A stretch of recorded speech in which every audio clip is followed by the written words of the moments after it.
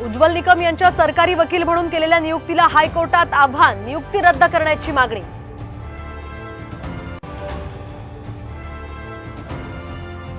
अजित पवारांचं टेन्शन वाढलं। अजित पवारांच्या पक्षातील काही आमदारांना शरद पवारांच्या पक्षात प्रवेश मिळणार। साम टीव्हीला शरद पवारांची माहिती।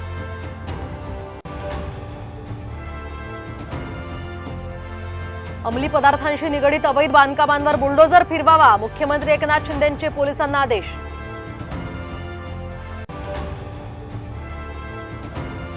पुण्यातील पोर्शे कार अपघात प्रकरणी बालन्याय मंडळामध्ये आज सुनावणी। अल्पवयीन आरोपीचा जामीन रद्द केला जाणार की त्याच्या नातेवाईकाला त्याला ताब्यात दिलं जाणार, याकडे आता लक्ष। नीट पेपर फुटी प्रकरणी दुसऱ्या झेडपी शिक्षकालाही अटक, तर 5 लाखात वाढवून देत होते मार्क्स।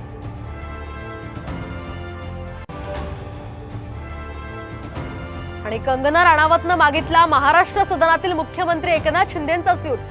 दिल्लीतल्या वास्तव्यासाठी कंगना महाराष्ट्र सदनात राहणार, सूत्रांची माहिती।